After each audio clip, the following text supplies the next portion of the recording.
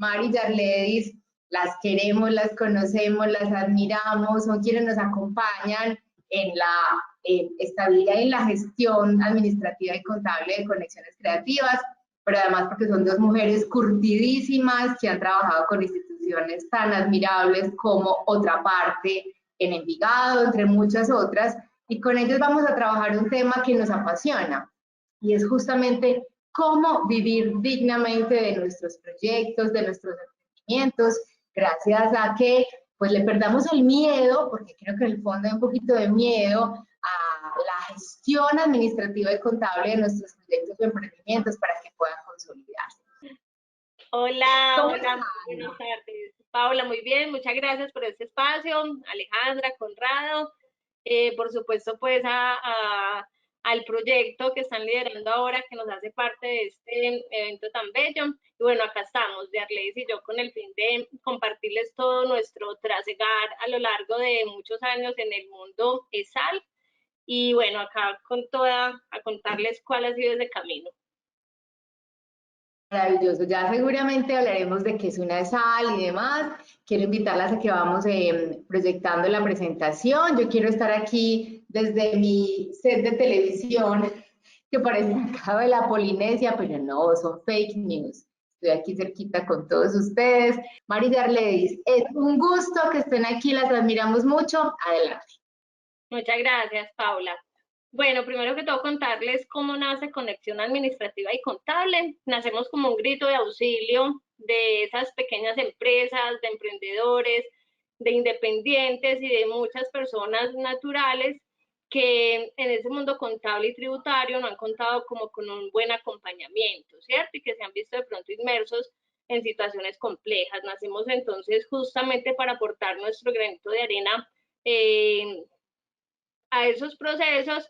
Nos gusta muchísimo el sector social, trabajar con las entidades sin ánimo de lucro, nos gusta muchísimo porque es un camino que conocemos, es una experiencia que ya tenemos a lo largo de 10, 12 años, hemos venido como aprendiendo mucho de este proceso y eso es, digamos, en muy pocas palabras, Conexión Administrativa y Contable.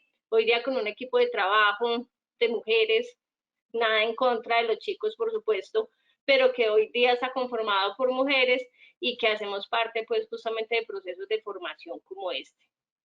Vamos a hablar entonces de este proyecto que como lo dice el mismo título, ajusta el plan, no renuncies a tu meta, ¿cierto? Eso finalmente le apunta a que justamente se puede vivir dignamente, se puede vivir de nuestros sueños, pero que siempre tenemos que tener justamente los pies sobre la tierra. Por eso decimos, se trata de ir más allá de la idea de negocio. ¿Qué es ir más allá de la idea de negocio? Es justamente tener presente qué se nos presenta a lo largo del camino. Cuando creamos empresa, cuando tenemos una idea, concebir la idea de negocio es muy fácil en el sentido de que nos entusiasmamos, pero muchas veces por desconocimiento esa idea de negocio termina yéndose a pique por el desconocimiento que justamente hay o existe hoy día en el proceso de tener una empresa o de ser un emprendedor, de nacer como emprendedor, que desconocemos muchas ventajas de estar naciendo, por ejemplo, hoy día, cuando hay tantas ventajas para los emprendimientos jóvenes o de cuando ya se es empresa, a qué le podemos apuntar para salir adelante, ¿cierto? Entonces, bueno, en este punto le daré la palabra a mi compañera, amiga, socia Yarledis, para que ella entonces arranque con esta diapositiva que tenemos en primera instancia.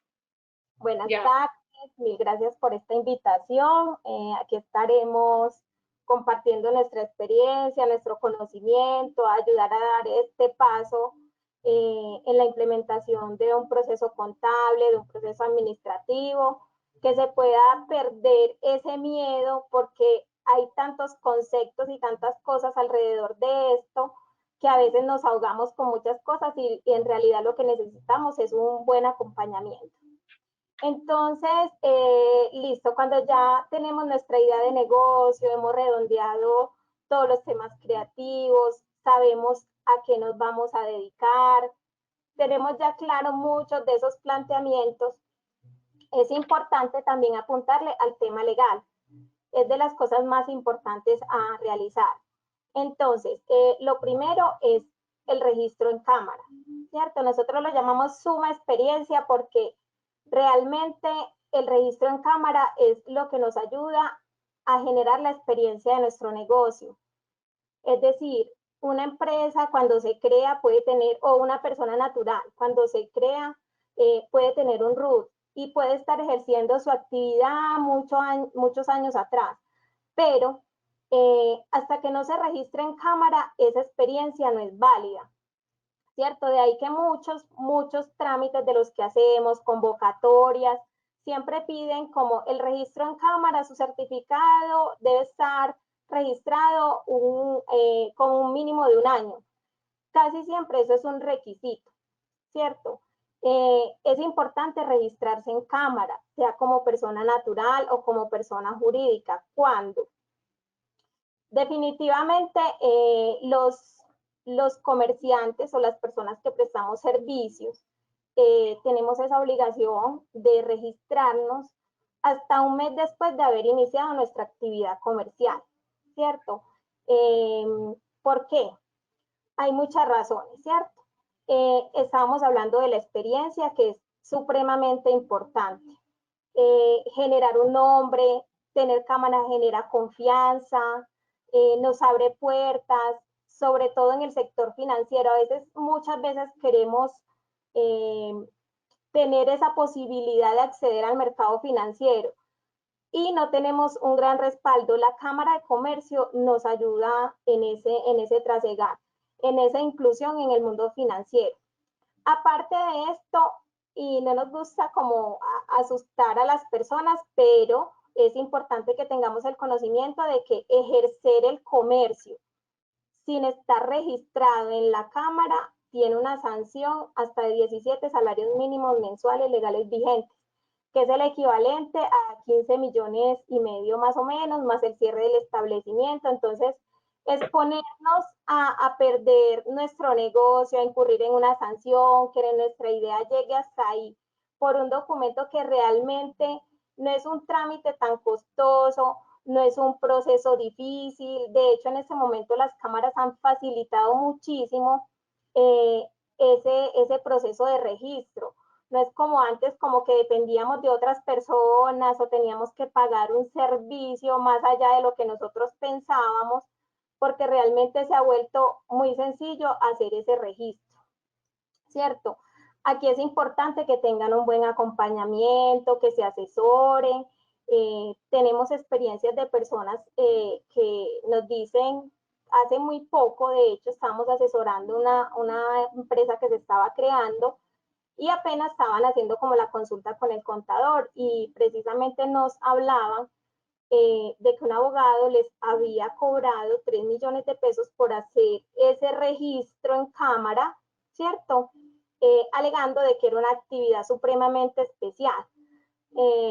Pues nosotras decidimos como revisar en el momento en que ya ellos no podían dar marcha atrás, ya habían pagado su servicio, pero en el momento en que revisamos ese documento en cámara, pues al buscarlo especial realmente no había nada especial. El objeto era de una empresa que se dedicaba a marketing digital, a las redes sociales y demás. Entonces hay que investigar, hay que asesorarse.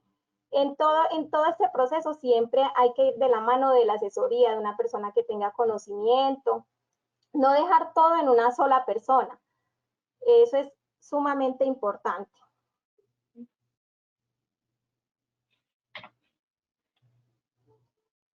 Este punto es supremamente importante para mí. No registres empresas a nombres de terceros para evadir impuestos. Este caso sucede normalmente cuando las empresas se registran por primera vez y empiezan a crecer, ¿cierto? Empezar a crecer es que ya nuestros ingresos superan los 127 millones de pesos, que es cuando nos volvemos responsables de IVA, casi que nos volvemos una empresa, literalmente, así seamos personas naturales. Entonces, hay muchas personas que asesoran a los demás, a los empresarios, a emprendedores, y lo que incitan es a lo siguiente: como creaste ya la primera empresa, para poder evadir esos impuestos y que esos ingresos no sumen para volverme responsable de IVA, para no declarar mayor impuesto de renta, Entonces le dice, venga, no, el siguiente establecimiento no lo crea a su nombre, créelo a nombre de su mamá, de su papá, de su esposa. Y en ese momento se van yendo así. Eso es una evasión tremenda y tiene su sanción. Es muy fácil de comprobar, se ven implícitos en una serie de condiciones muy difíciles porque normalmente las personas se terminan enredando con estos casos. ¿Y qué pasa dentro de la normalidad? Las personas registran las ventas a diferentes personas, pero al momento de, por ejemplo, cuando manejan las transacciones bancarias o manejan un datáfono, todo lo dejan a nombre de una persona y finalmente no hacen nada. Lo que hacen es una doble tributación. Entonces, cuando nos volvemos grandes, nosotras siempre damos esta recomendación a las personas cuando se van a crear. Por ahí dicen, que una empresa en Colombia para crecer tiene que evadir impuestos por lo menos 3 años. Eso lo he escuchado ya en varias capacitaciones y en varias conferencias como tal. Pero realmente nuestra invitación siempre es listo. Cuando nos vamos a crear como empresa y tenemos la posibilidad de hacerlo como persona natural, es decir, que nuestros ingresos son por debajo de 127 millones de pesos, nosotras invitamos a las personas a que se registren como persona natural. ¿Listo? ¿Por qué? Porque ahí ya no son responsables de IVA, pero tienen muchos beneficios. Finalmente le otorga los mismos beneficios que si se registraran como una empresa jurídica, pero sin esa carga de impuesto del IVA, pudiendo atender su declaración de renta como una persona natural, ¿cierto? Pero cuando ya los ingresos, o vemos que es una empresa que es prometedora, que sus ingresos van a ser altos, siempre decimos, arranque de una vez como persona jurídica, porque a futuro sería un doble gasto, ¿cierto? Si su crecimiento va a ser muy acelerado, de una vez invierta en constituirse como una jurídica, ¿cierto? Como una empresa. Entonces, cuando llegamos a ese punto de que nuestros ingresos como persona natural superan los 127 millones de pesos, para mí mi recomendación siempre es pásese a ser jurídico. ¿Por qué? Porque siendo persona natural, responsables de IVA, que es lo que pasa en ese momento cuando superamos ese tope, y ese tope no es necesariamente porque generemos ingresos de 127 millones de pesos, sino porque además en nuestro banco nos consignan el dinero y puede que todo ese dinero no sea nuestro, pero por el solo hecho de habernos consignado ese dinero nos vuelven responsables de IVA. Por eso hay que cuidar muy bien las finanzas. Entonces, bueno, por acá, ser objetivo, este es un mito que hay entre las personas, ser objetivo de la DIAN por el solo hecho de estar registrado en Cámara de Comercio. Pues la verdad es que desde los sistemas que viene implementando la DIAN, no es que seamos objetivos y no nos tenemos que ver así. Realmente nosotros en la DIAN somos un NIC al que las empresas le reportan información. Entonces, ya sea que estemos registrados en cámara o que no estemos registrados, nuestra información siempre está circulando y no solamente ante la DIAN, sino ante todas las unidades que se ha creado el gobierno para fiscalización de las entidades. Entonces, ¿qué hay que tratar de hacer? Llevar lo mejor posible nuestros negocios. En este momento, la DIAN viene implementando el proceso que se llama facturación electrónica. Este proceso que hace que cada vez que compramos algo nos están reportando. Cada vez que hacemos cualquier transacción nos están reportando. Entonces, por ejemplo, para este año estamos ya revisando los reportes que la DIAN hizo de las personas naturales para las declaraciones de rentas y nos encontramos con una cantidad de cosas impresionantes con respecto a años anteriores que a duras penas nos informaban qué ingresos tenían, a veces venían como errados, si acaso nos reportaban las retenciones en la fuente. Para este año el reporte es tan completo que nos están diciendo cuánto debemos, a quién le debemos, nos están reportando los avalúos de las viviendas desde el mismo portal de la DIAN, cuánto movimos en nuestras cuentas, una infinidad de datos que ya vemos que está surgiendo el efecto que la DIAN esperaba con todo el tema de facturación electrónica. Y dentro de poco, entonces, cuando se implemente lo que es nómina electrónica, documento soporte electrónico, que es donde nos van a reportar a todos los independientes, a todas las personas naturales que prestamos servicios a entidades, pues el cruce de información será más grande, o sea que la forma de evadir aquí en Colombia se va limitando muchísimo más. Bueno, y como parte justamente de ser emprendedor y de tener empresa y de ser grande o de ser pequeño, de ser incluso persona natural con un emprendimiento, digamos, en mente, aparecen muchas situaciones, muchas circunstancias, muchos conceptos, muchas piedritas en el camino, pero también muchas ventajas, ¿cierto? Entonces, justamente es responsabilidad de cada emprendedor, de cada administrador, de cada, digamos, cabeza de proyecto, tener muy claro hacia dónde va, ¿cierto? Y a dónde va a llegar en la medida en que cumpla con los requisitos que su propio emprendimiento le exige como tal. Entonces acá tenemos, por ejemplo, a Sombrerón, ¿cierto? No por asustarlo, sino porque en la medida en que desconocemos justamente todo este mundo de ser empresa, de ser emprendedor, es que nos empezamos a enloquecer o a desmotivar, que es incluso peor aún de tener un emprendimiento. Entonces les mostramos esto no con el fin de que se desmotiven, sino al contrario, con el fin de que tengan en mente de que tener un emprendimiento representa justamente generar ingresos y que en la medida que generamos ingresos vamos a tener siempre la tranquilidad y la posibilidad de asumir cosas como, por ejemplo, qué es Psycho-Asimpro, ¿cierto? ¿Cuándo y cómo me aplica? ¿Qué tipo de entidades le aplica este tema?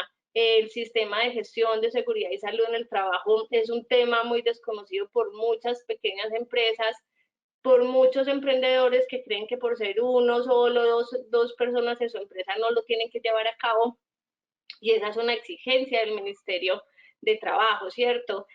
Cuando, por ejemplo, tengo que ser responsable de IVA, qué es el RETE IVA, qué es el Registro Nacional de Turismo, que, por ejemplo, le aplica al sector turismo solamente, pero muchos emprenden ese recorrido sin saber que lo primerito que tienen que hacer después de registrarse en la Cámara de Comercio es registrarse en el Registro Nacional de Turismo, y todo tiene una cantidad de arandelitas que en la medida en que seamos responsables de capacitarnos, de ser autodidactas, en el sentido de leer, de investigar, de preguntar, porque no todo necesariamente se le tiene que dejar al profesional, ¿cierto? O al abogado o al contador.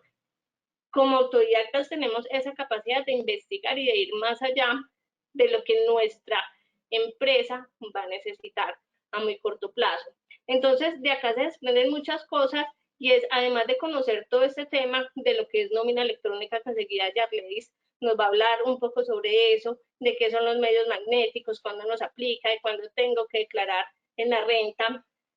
A propósito, estamos con los vencimientos de personas naturales, qué es la facturación electrónica y cuáles son, digamos, los accesos a los que podemos tener para, digamos, ser proveedores del Estado, como es, digamos, la plataforma de Soy Cultura o lo que es el SECOP2, que también funcionan a la par, y esas son cosas que tenemos que conocer por obligación en la medida que vamos andando ese camino de nuestra empresa. Hay dos temas súper fundamentales que se presentan en esto de ser emprendedor y de tener empresa, por supuesto, y es que, por ejemplo, el flujo de caja, muchos emprendedores lo manejan de una manera, digamos, muy olímpica, o que simplemente no lo manejan, ¿cierto?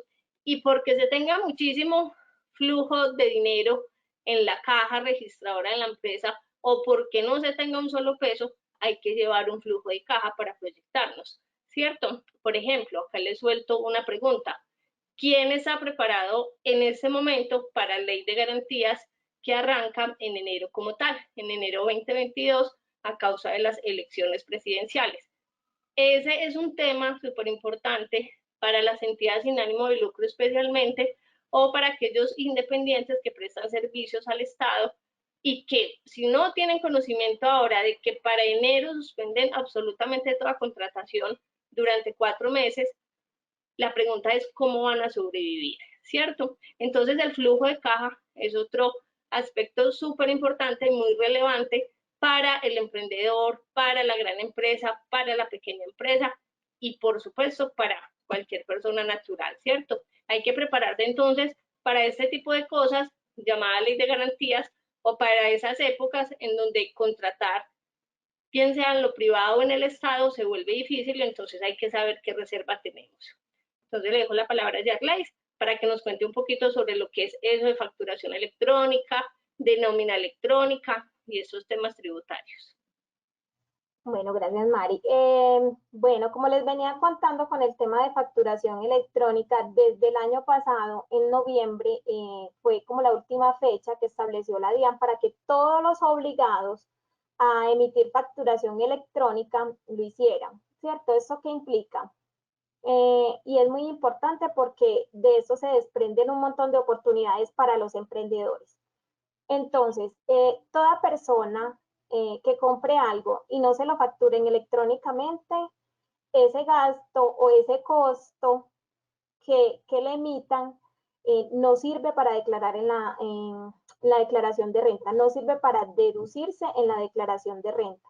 Es decir, que a mí me genera un mayor impuesto y yo pierdo eso que compré. O sea, sí lo puedo usar porque obviamente obtuve un servicio o obtuve una materia prima, pero a nivel de declaración de renta, que es donde normalmente nos pesa y es algo que debemos tener en cuenta, que el Estado nos grava nuestras utilidades a las empresas al 31% y a las personas naturales, normalmente la DIAN asume que nosotros tenemos una utilidad del 60% porque el máximo de deducible para nosotros, las personas naturales, es el 40% de los ingresos que recibimos.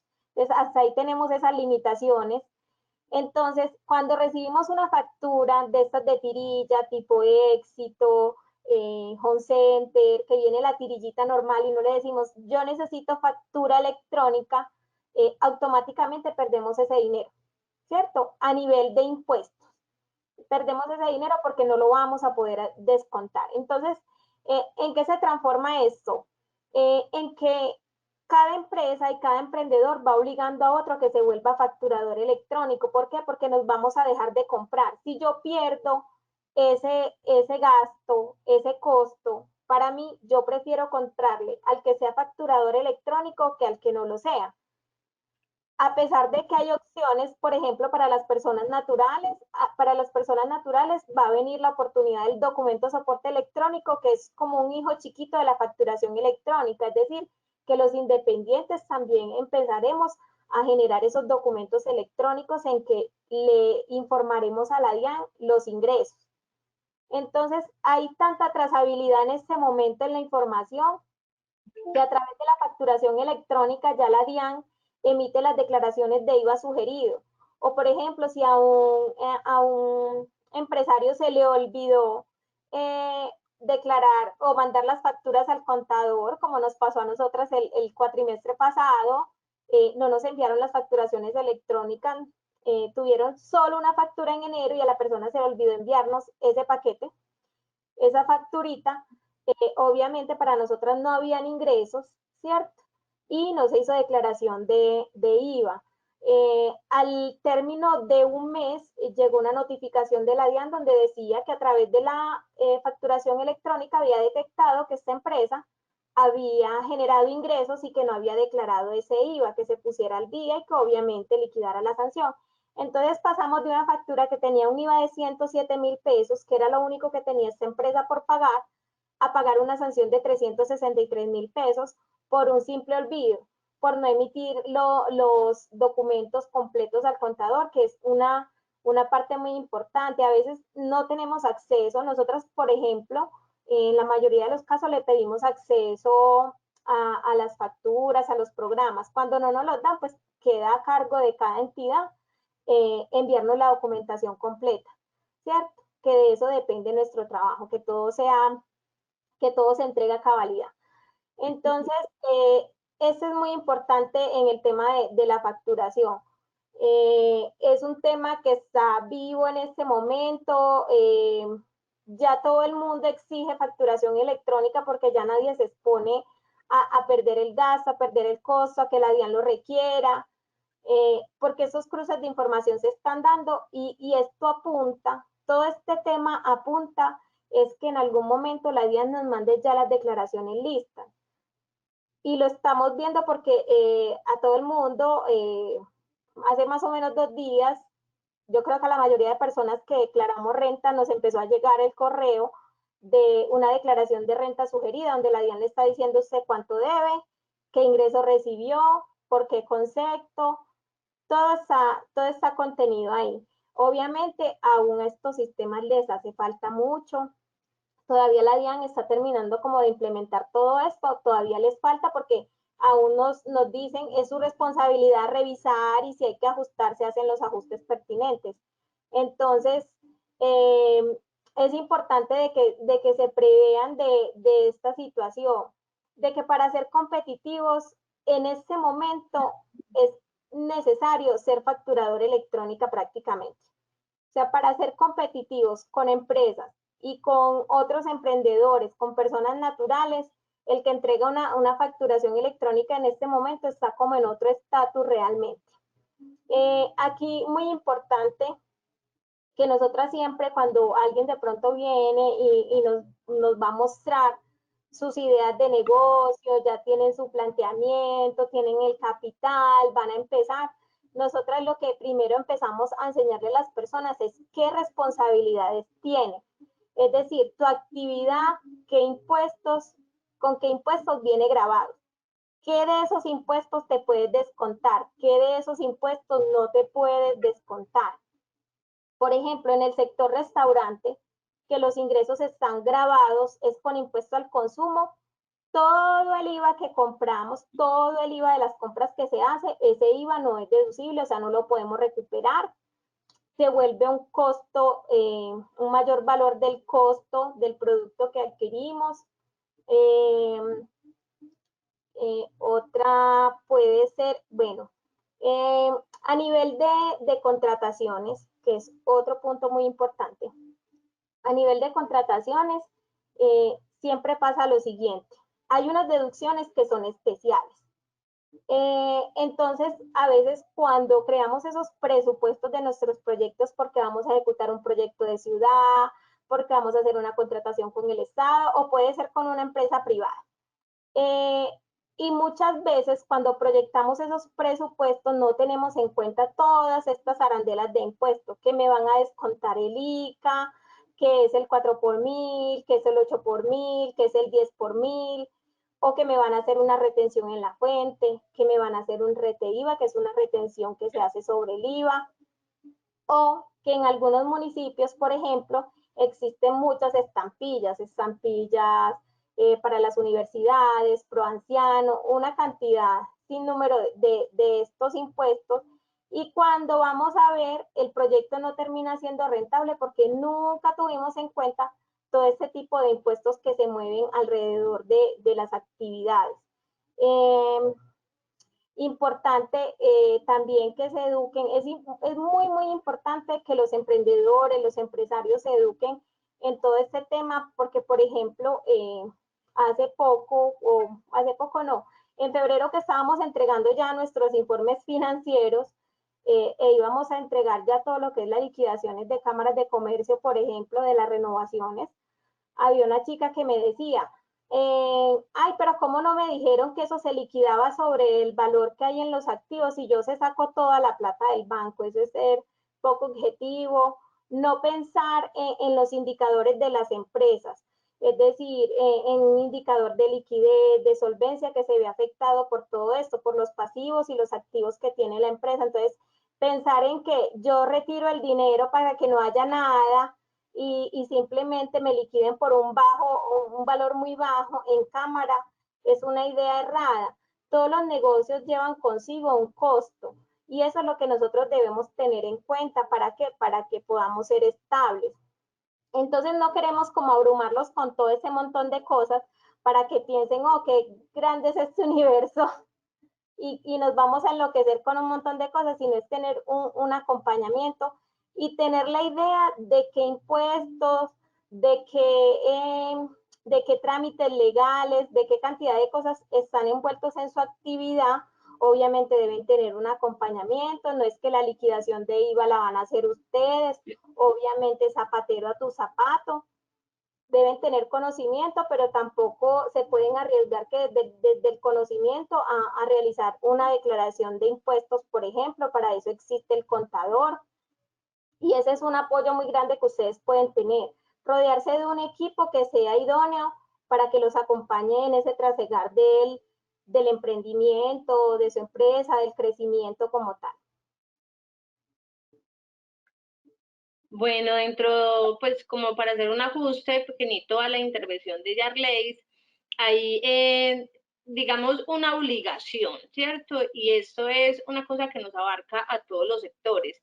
Es hasta dónde nos vamos a poner en la tarea de conocer o no las leyes que nos abarcan, las que nos benefician o las que en su momento de postular un proyecto nos van a aporrear, ¿cierto? Financieramente, cuando presentamos un proyecto es porque financieramente nos conviene o porque misionalmente lo queremos hacer.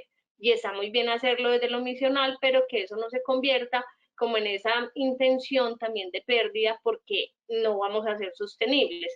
Entonces está muy bien, digamos, postularnos a proyectos que desde lo económico nos sostengan, nos den, digamos, un equilibrio en el manejo del proyecto, que si bien no nos va a quedar una utilidad gigante, vamos a quedar con la satisfacción o con el deber cumplido de estar cumpliendo con lo misional, pero que si a su vez podemos, digamos, lanzarnos a obtener una eficiencia, entonces hay que conocer esas leyes que nos abrazan, ¿cierto?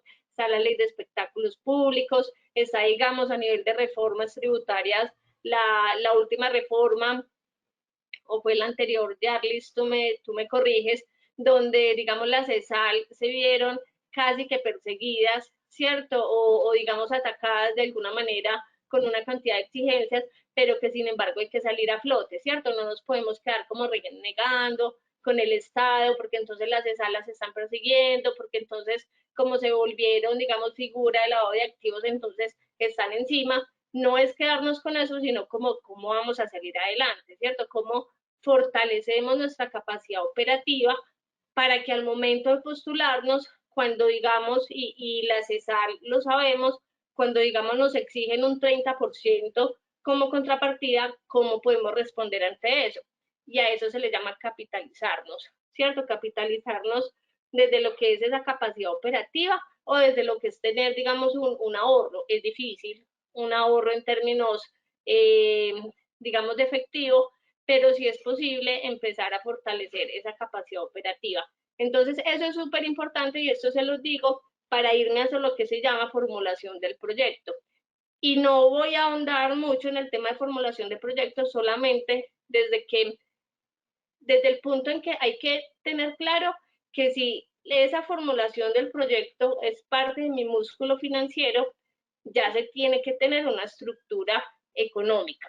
Y a eso es un simple Excel donde voy a empezar a sumar lo que mi proyecto necesita para ejecutarse, pero adicional a eso lo va a empezar a restar entonces lo que posiblemente se me va a ir en estampillas, lo que posiblemente se me va a ir en retefuente, y empezar a tener todos esos conceptos súper claros, ¿cierto? Esa es la invitación entonces a fortalecernos desde lo que es esa formulación de proyectos, siendo ese nuestro músculo financiero para salir adelante. Hay muchos sectores que su músculo financiero no está dirigido hacia la presentación o postulación de proyectos con el Estado, sino con el sector privado y aplica lo mismo, ¿cierto? Es fortalecer el conocimiento de qué me aplica a mí el sector privado por ser ESAL o por ser sector industrial o por ser comercial, ¿cierto?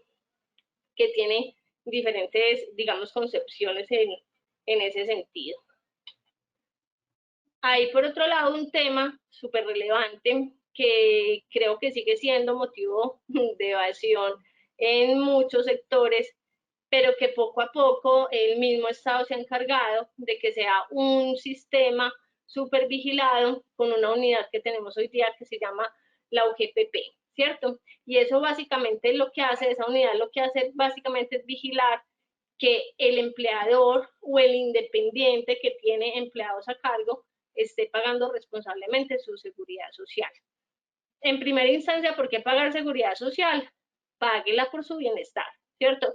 Páguela para que en caso de una calamidad, en caso de un accidente, en caso de una enfermedad, usted tenga un sistema de salud que lo atienda.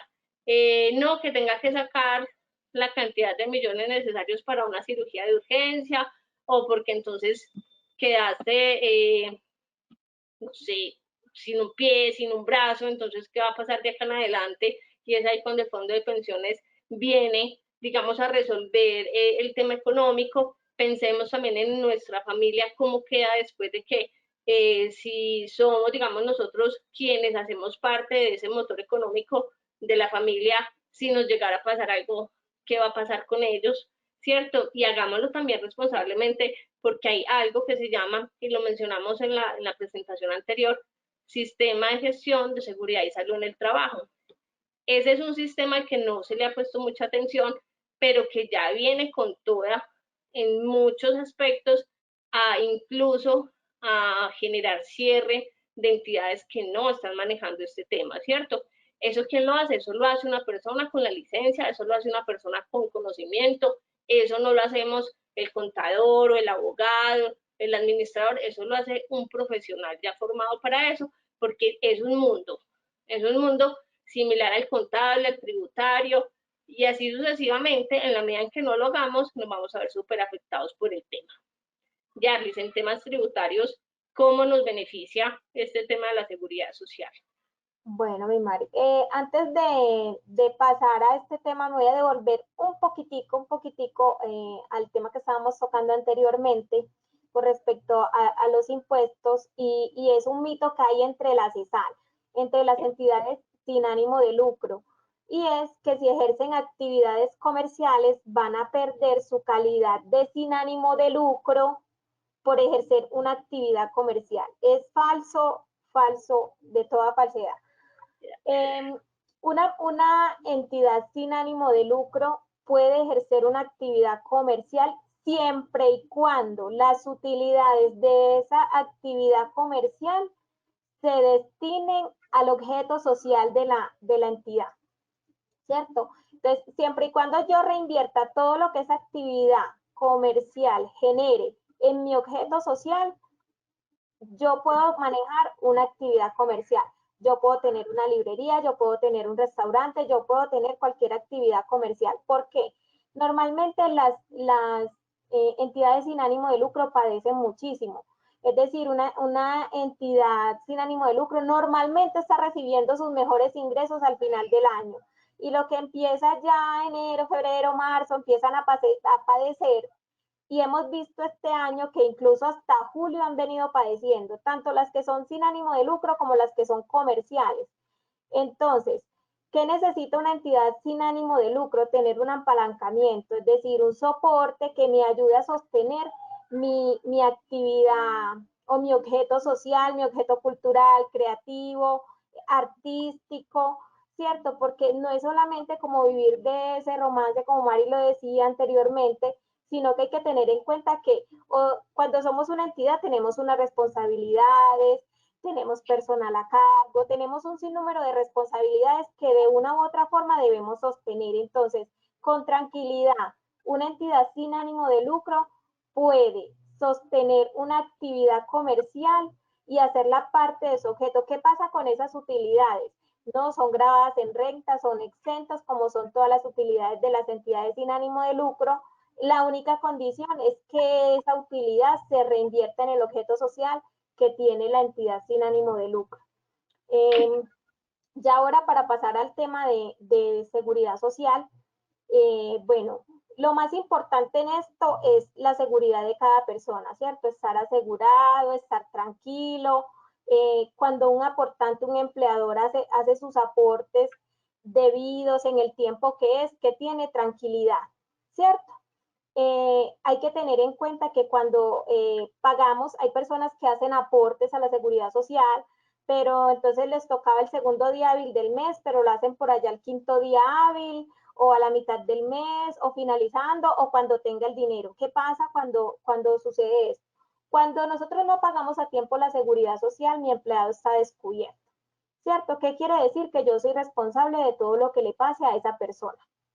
Aparte de eso, listo, ya me puse al día. Era el segundo día hábil, pero al 10º día me puse al día.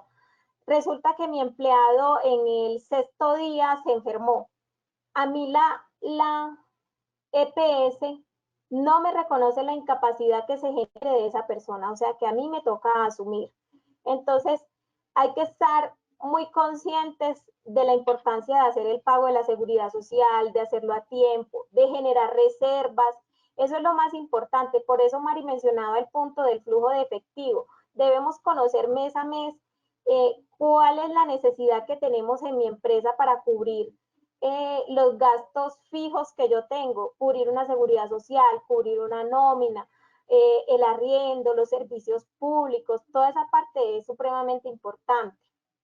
Ya a nivel tributario, ya nos estamos viendo en esa obligatoriedad. Las empresas obviamente tienen que cotizar su seguridad social. ¿Y qué pasa con nosotros los independientes o qué pasa con las personas naturales que no aportan seguridad social? Normalmente, cuando a mí me contratan, lo primero que me piden es, ¿usted aporta seguridad social como independiente? ¿No aporta? Bueno, no lo puedo contratar. ¿Por qué? Porque las empresas, para poderse descontar ese pago en su declaración de renta, deben respaldarlo con la seguridad social. Si esa seguridad social no está, ese pago se vuelve no deducible, o sea que es un mayor valor del impuesto a pagar. Entonces, cuando no cotizamos seguridad social o nos ganamos 4 millones, pero lo hacemos por el mínimo, estamos expuestos a un sinnúmero de cosas. Entonces, a veces nos tranquilizamos y decimos, no, yo me gano 4 millones de pesos, pero yo la paso por el mínimo porque a mí me la recibe, ¿cierto? La empresa que se la recibe tiene su exposición, ¿cierto? Y yo como persona natural también quedo en vilo de una revisión por parte de la UGPP, que es la unidad de gestión de los parafiscales en Colombia, que normalmente no te va a decir al mes, Yarledis, usted cotizó por el mínimo y usted debía cotizar sobre 4 millones. No, le dice al año siguiente, Yarledis, usted debía cotizar en el 2019 por 4 millones y solo cotizó por el mínimo. Por favor, póngase al día, liquide los intereses de moras y demás. Entonces, debemos cuidarnos de ese tipo de cosas. Si es sobre el 40%, nosotros solamente debemos liquidar sobre el 40% de lo que nos ganamos, la seguridad social. Eso es base, eso debe ser sagrado. Ahora, para las personas que de pronto tienen empleados, que tienen una actividad comercial, todavía es más fácil. De sus ingresos deben restar todos esos gastos, nóminas o todo lo que incurren, y ya luego de lo que les queda, sobre eso cotizan su seguridad social y pueden estar tranquilos, ¿cierto? Es una forma legal de bajar la base, porque a veces nos basamos en buscar cosas que están salidas de la norma, con las que nos exponemos y terminamos pagando más de lo que se debía. Entonces, súper importante eso, el aporte, seamos persona natural, seamos persona jurídica, es sumamente importante el aporte a seguridad social. Yarlis, y que además, digamos que el sistema hoy día nos está permitiendo al que es independiente, por ejemplo, o al que tiene ingresos inferiores al salario mínimo legal vigente, digamos, apuntarle a una figura de pago en seguridad social que le va a permitir pagar, digamos, por hora, ¿cierto? O de acuerdo al ingreso que está teniendo. No es como hace pocos años donde un emprendedor o un independiente, así se hubiera ganado 200.000 pesos al mes, entonces tenía que pagar sobre el mínimo legal vigente. Ya no, ya digamos que el Estado nos viene permitiendo, se viene abriendo más a esas posibilidades de que podamos aportar al sistema de seguridad social. Más allá de que le convenga al Estado o no, le conviene es a uno mismo, ¿cierto? Porque digamos que experiencias y situaciones es lo que podríamos contarles en este momento, pero digamos que para no alargarnos no lo vamos a hacer. Una historia chiquitica es lo único que les voy a contar a modo de ejemplo, y es que uno justamente de nuestros emprendedores lleva 1 año y medio con un empleado incapacitado.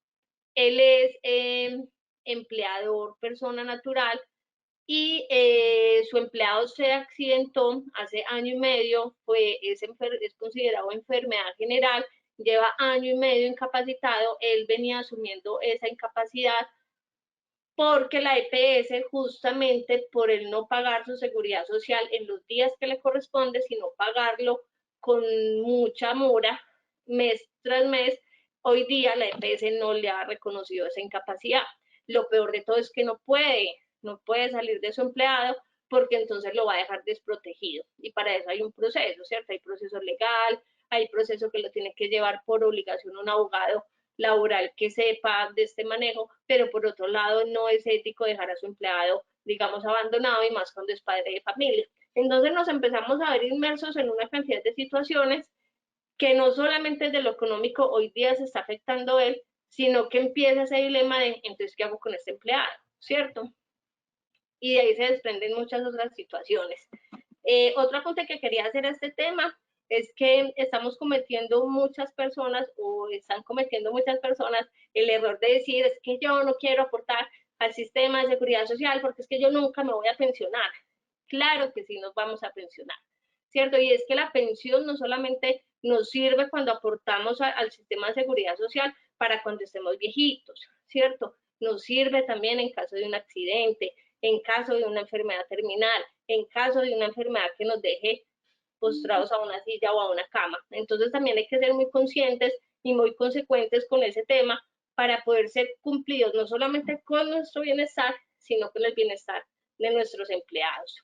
Charlie, ¿algo adicional a este tema?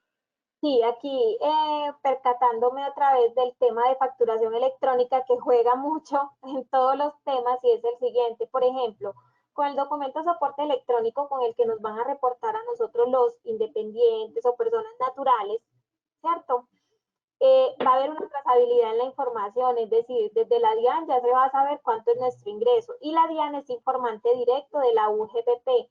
Entonces, en el mismo momento, nosotros no podemos reportarle a la DIAN menos de lo que nos reporten en documento de soporte, porque nosotros ya estamos certificando por medio de ese documento de soporte que ese es nuestro ingreso real. O sea que sobre todo lo que nos reporten, habrá que cotizar el 40%. Eso no va a haber forma de evadirlo por ningún lado. Entonces, como la DIAN es informante directo de la UGPP, la UGPP se va a dar inmediatamente cuenta si usted cotizó o no cotizó sobre lo que era. Entonces, para mayor tranquilidad, hay que ir pensando en nuestros servicios, en nuestros productos, abarcando ese tipo de cosas. Y es que como personas naturales, a veces no costeamos ni siquiera nuestro servicio, no pensamos en ese tipo de arandelitas que tenemos ahí. Y simplemente vemos cuando vamos a prestar un servicio, ay, es que toca pagar la seguridad social, es que son 200, es que son 500, pero debemos de enfocar nuestros servicios a eso. Como personas naturales también debemos tener costear nuestros servicios, nuestros productos, y abarcar todo este tipo de cosas que hacen parte del costo, es decir, que afectan nuestra rentabilidad, pero también que tengamos en cuenta que en la manera en que cumplimos con nuestros deberes, tenemos tranquilidad. Eh, para mí lo más terrible es una sanción, o sea, una sanción de la UGPP, o sea, le da a uno para quedar en quiebra de una vez, son las sanciones más altas que se dan. Realmente esta unidad yo creo que ha hecho que más de una empresa se cierre porque las sanciones son desastrosas, la verdad.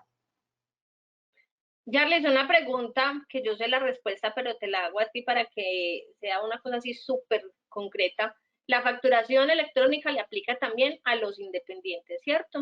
Y también, o sea, las personas naturales podemos ser facturadores electrónicos voluntarios, ¿cierto? La DIAN sacó también una reglamentación en la que también incluía a los independientes, pero la mayoría de personas se va por el tema de documento soporte, ¿cierto? Pero los independientes podemos ser facturadores electrónicos voluntarios como tal. O sea que sin la necesidad de ser responsables de facturación electrónica podemos emitir la factura. Esto no nos hace que no nos volvamos responsables de IVA ni responsables de más impuestos. Usted simplemente le está diciendo a la DIAN, yo sigo siendo un no responsable de IVA porque esos términos se deben manejar en este momento. Antes nos llamábamos régimen simplificado, régimen común, habían grandes contribuyentes. En este momento somos no responsables de IVA, las personas naturales, ¿cierto? Responsables de IVA, las empresas, las jurídicas y algunos naturales que sobrepasan los límites que la DIAN establece, los 127 millones de pesos en ingresos o los 127 millones de pesos en movimientos en cuenta o tener un establecimiento comercial, una cantidad de requisitos que exige la DIAN para ser responsable de IVA. Entonces, volvernos facturadores electrónicos no nos vuelve responsable de más cosas, ¿cierto? Pero tenemos nuestras cuentas claras, somos competitivos, nos ayuda, entonces tranquilamente lo podemos hacer. Y eso nos lleva justamente a este punto, todo tuyo. Bueno, lleve contabilidad. Eso es de lo más importante, ¿cierto? Llevar contabilidad. Actualmente, con la ley de emprendimiento, ¿cierto? Salió algo que se llama la contabilidad simplificada, ¿cierto? Que es para todos los emprendedores pequeños que están iniciando en pro de que no tengan ese desgaste o ese costo adicional. Entonces, ¿qué les pide? Conservar los documentos, tenerlos ordenados, tener un registro como tal y llevar un libro fiscal como tal, ¿cierto? En el que se van depositando todos nuestros datos financieros, nuestros costos, nuestros gastos.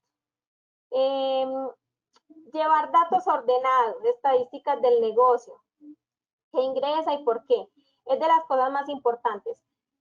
Cuando desconocemos todo esto, cuando nosotros no llevamos contabilidad o siquiera un registro administrativo, ¿cierto? En el mercado actualmente hay muchas posibilidades para llevar contabilidad. Antes había muchas limitaciones en los software porque eran muy costosos, pero ahora hay soluciones en la nube que son muy amigables, que le permiten al emprendedor ver su información en cualquier lugar del mundo, incluso sacar las estadísticas, saber quién me debe, quién no me debe, a quién le debo.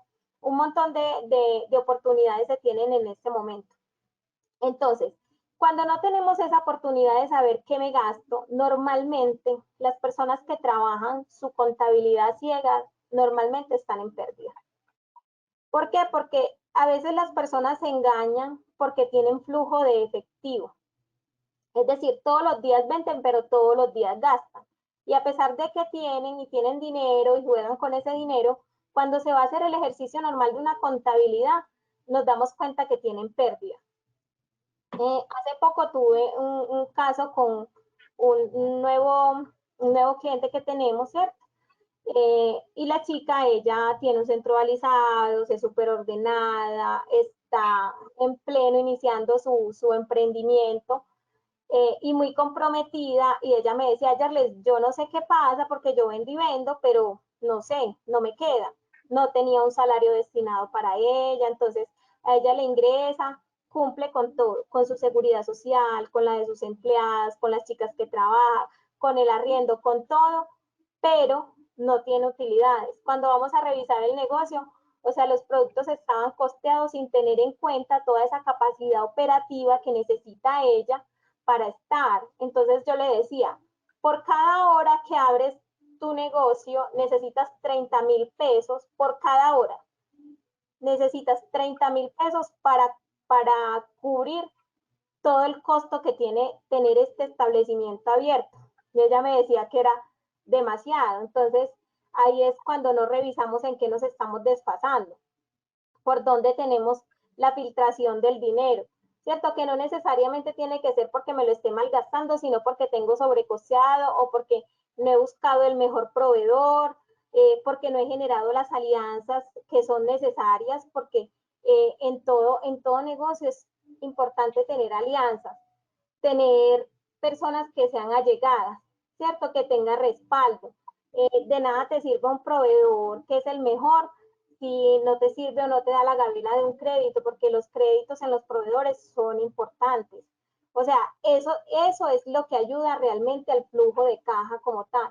Cuando a mí me dan un crédito, un proveedor, yo tengo más posibilidad de jugar con mi efectivo, de invertir, de hacer otras cosas, ¿cierto? Sin dejar de cumplir, obviamente. Hace mucho tiempo también tuvimos una asesoría con una chica que precisamente pues trajo todo su equipo contable y lo único que le preocupaba era si se volvía jurídica para hacer la facturación electrónica o no.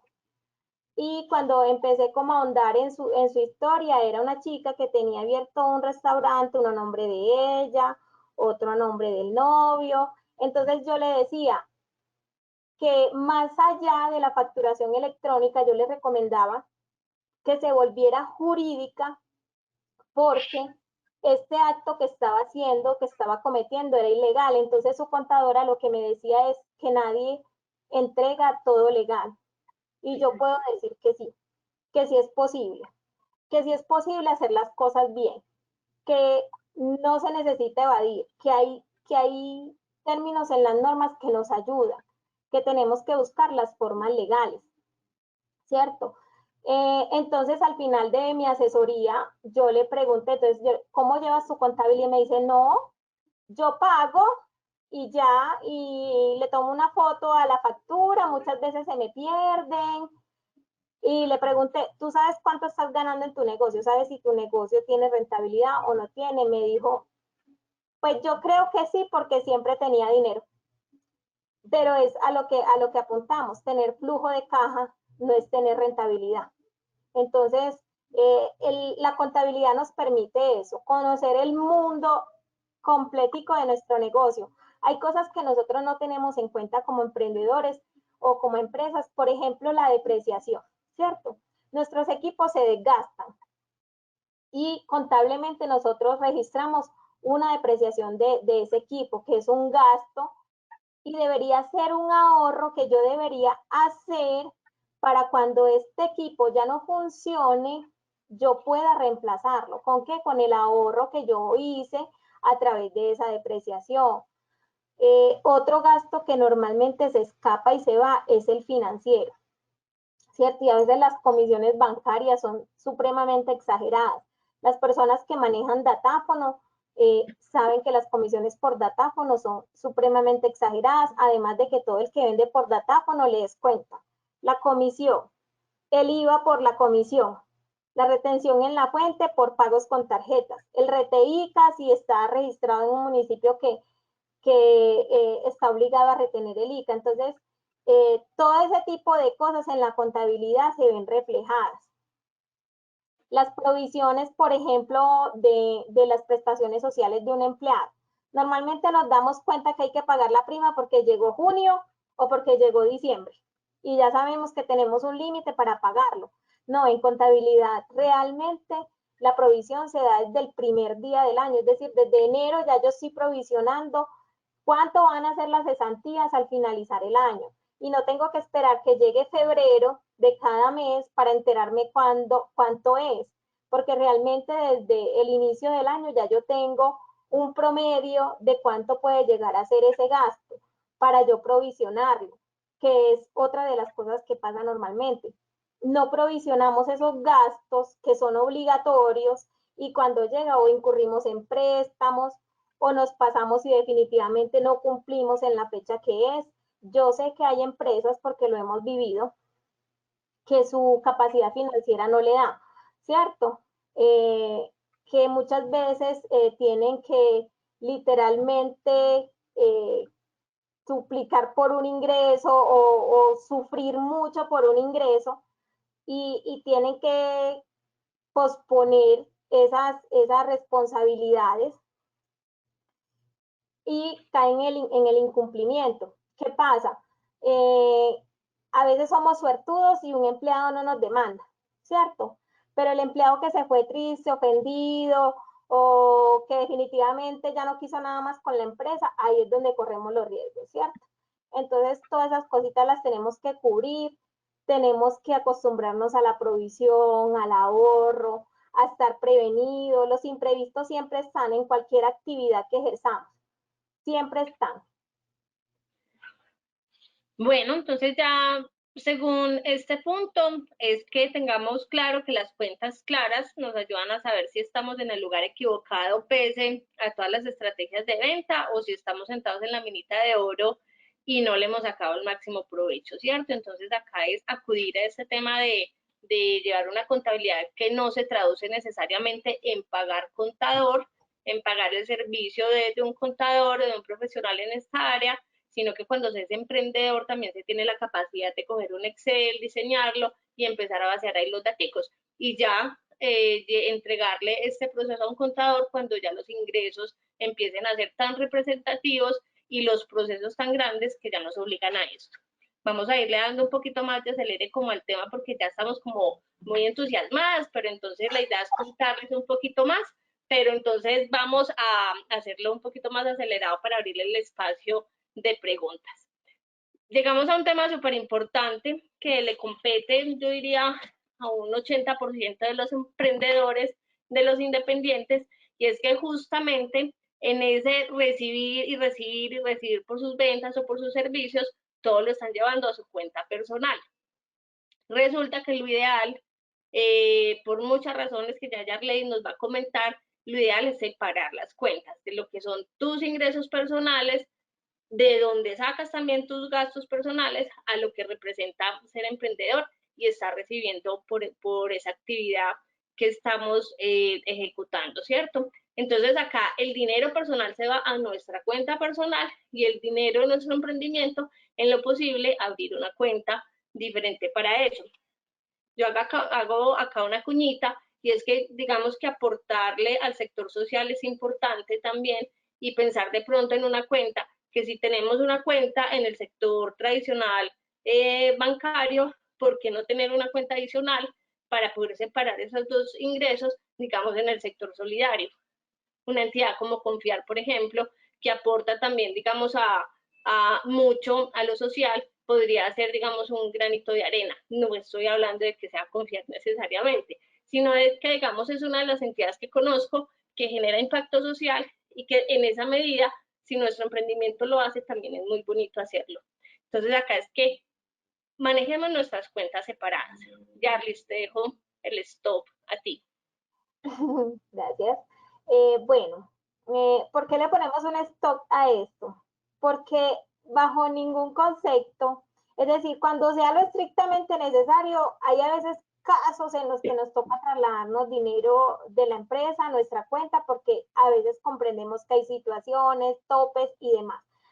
Pero dentro de lo normal, lo importante es que no se traslade entre cuentas. ¿Qué pasa cuando trasladamos entre cuentas? Normalmente lo que pasa es que el ingreso le cuenta para la empresa porque es la que factura, pero también me cuenta a mí porque muevo mi cuenta, entonces eso es una sospecha de que yo tuve un probable ingreso, ¿cierto? ¿Por qué la DIAN está mostrando en sus reportes actualmente el movimiento que tuvimos en cuenta? Porque está diciendo a esta persona me le reportaron 50 millones de pesos en ingresos, pero movió en la cuenta 100 millones. ¿De dónde me va a justificar los otros 50 millones de pesos? Entonces, ¿en qué termina eso? Muchas veces los contadores, por no arriesgarse, ¿cierto?, reportan los otros 50 millones como ingresos no laborales. ¿Qué pasa? Si yo no pagué seguridad social porque eso no era mi ingreso, porque de ahí no tuve ningún gasto, o porque de ahí no se desprendió nada porque no era mío definitivamente, yo termino asumiendo más impuesto del necesario. Entonces, ¿qué pasa? Que los ingresos se terminan declarando dobles por la empresa, que obviamente es responsable de ese ingreso, y por parte mía por haberlo pasado a mi cuenta. Listo. Entonces, tampoco preste su cuenta para que Juanita, la vecina, le consignen unos cuantos millones. Es lo mismo. Si a Juanita le consignan, ese dinero no es de Juanita, ese dinero es de Pepito Pérez, ¿cierto? Al que le consignaron el dinero. Entonces, siempre va a figurar bajo mi responsabilidad todo lo que pase por mi cuenta.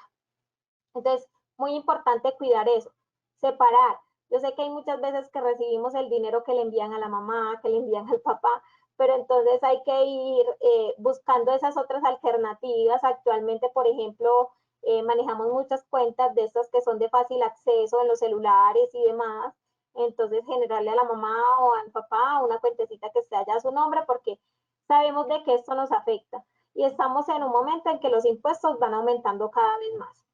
Otra práctica que es muy común es manejar todo en efectivo. Yo siempre le digo a las personas que el contador que les recomienda crear empresas a nombre de otros y que además le dice que maneje todo en efectivo, huya de ahí, porque lo más probable es que vaya, usted al final del tiempo va a terminar asumiendo una sanción. Manejar todo en efectivo, ya eso no es posible. Estamos en una era digital, en la bancarización, con la pandemia vimos que todos los negocios se transformaron y que la mayor fuente o la mayor propuesta que tienen los negocios es recibir por medio de pagos electrónicos, sea transferencia, sea PCE, ¿cierto? Entonces, evadir el banco, la bancarización, toda esa parte digital ya casi es imposible. Entonces nosotros estamos reportados por todos lados. Lo mismo es las personas que reportan, bueno, si vendo en efectivo, porque no podemos decir que sea descartado. Ah, no, vamos a reportar solo el 20% que vendemos en efectivo, pero resulta que las compras son mayores, entonces eso es un indicio de evasión. Entonces, siempre debemos ser muy cuidadosos de eso. Yo esta práctica no la recomiendo para nada. Siempre es mejor las alternativas legales en realidad. Por ejemplo, para el tema de impuestos, una alternativa para bajar impuestos, por ejemplo, en ese momento está en vigencia la ley del empleo joven, entonces si contrato a una persona entre 18 y 28 años, me puedo descontar esa persona al 120% en mi declaración de renta. Hay unos auxilios que ha planteado el gobierno, además del PAEF, ¿cierto? Que estamos esperando que salga el decreto que lo reglamentará, y es que le van a dar a las empresas que contraten empleados entre 18 y 28 años un 25% del salario mínimo. Es una ayuda que hay, por ejemplo, y que ayuda a fomentar la contratación de personas jóvenes para ayudar a fortalecer y ayudar a generar esa experiencia que muchas veces nos piden en los empleos. Ok. Bueno, sobre este tema, Yarley ya nos dio como el abrebocas sobre revisar y hacer seguimiento al costo de nuestro producto o servicio. Pues el tema es que estar muy por debajo del mercado no es conveniente, y estar por las nubes pues menos, ¿cierto? Entonces se trata de ir como a la par con los precios del mercado. Hoy día los estudios de mercadeo son relativamente económicos, ¿cierto? Por supuesto se trata de cotizar en 2, 3 partes al menos y mirar con cuál nos vamos cuando estamos hablando de un restaurante o de un producto que de pronto es de poca oferta o incluso de poca demanda, ¿cierto? Es como revisar todos esos temas y apoyarnos en un estudio de mercadeo para un producto, ofrecer un producto como tal es importante, ¿cierto? Porque no podemos estar por debajo a pérdida ni podemos tampoco estar por las nubes por el tema pues de que necesitamos justamente de que nuestro emprendimiento, de que nuestra empresa y todos los productos que tengamos para ofrecer tengan una debida rotación, ¿cierto? Ojo con los independientes. Muchos de los independientes no contemplan dentro de su costo de servicio 3 factores súper importantes. Y uno es que cuando se presta servicio como independiente a una entidad, porque sea el Estado, porque sea privada, lo normal es que nos van a pedir seguridad social. Y la seguridad social no es pagar sobre el mínimo cuando vamos a facturar un ingreso de 4 o 5 millones de pesos. Hay que contemplar, cuando sabemos cuánto nos van a pagar por ese servicio, un aporte en seguridad social sobre el 40% de ese ingreso, ¿cierto?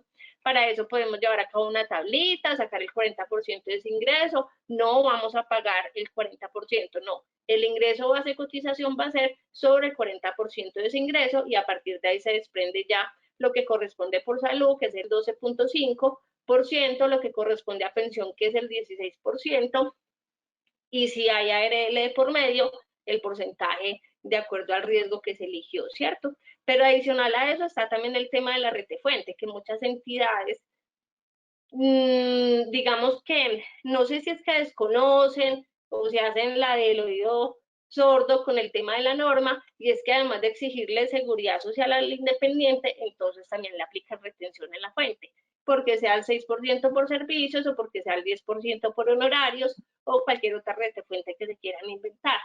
Entonces siempre hay que considerar primero esos dos aspectos, seguridad social y retención en la fuente, digamos que retención en la fuente en este caso como un gasto dentro de los imprevistos que se pueden presentar, y adicionalmente ya hay otros gastos que también hay que considerar de acuerdo al servicio que se está prestando, transportes, alimentación por fuera, ¿cierto? Digamos que por supuesto no se trata de hacer más costoso el servicio, pero sí es que si lo que vas a recibir te quede una utilidad como independiente.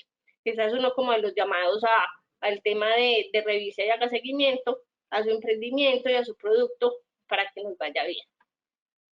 Ya, Cris. Bueno, con el tema contable, pues, y para que podamos llegar a una situación óptima, a la declaración de renta normalmente, y lastimosamente es la realidad es que nosotros, los colombianos y las empresas, trabajamos y operamos nuestras empresas en pro de la DIAN. Nosotros todo el tiempo estamos pensando es en la DIAN, pensando en la DIAN en que no nos sancione, pensando en la DIAN de cuánto será el impuesto, pensando en la DIAN de que nuestra contabilidad la debemos enfocar a eso. Cuando a Colombia llegó las normas internacionales de contabilidad, que son las que rigen, ¿cierto? Porque nosotros pasamos de unas normas locales a unas normas internacionales por el tema de globalización, para que nuestros informes fueran comparables con una empresa en Estados Unidos o en Francia o en cualquier lugar del mundo. Lo que buscaba este cambio era que dejáramos de pensar fiscalmente, ¿cierto? Pero lastimosamente nosotros trabajamos y seguimos trabajando porque cada día salen más normas, más requisitos y seguimos trabajando nuestra contabilidad en pro de eso. Entonces, como seguimos trabajando en pro de eso, ¿cierto? Tenemos un doble trabajo. Proyectar nuestra contabilidad internacionalmente, pero además localmente tenemos que servirle a la DIAN prácticamente. Entonces, para prepararme a mi declaración de renta, yo necesito conservar mis soportes.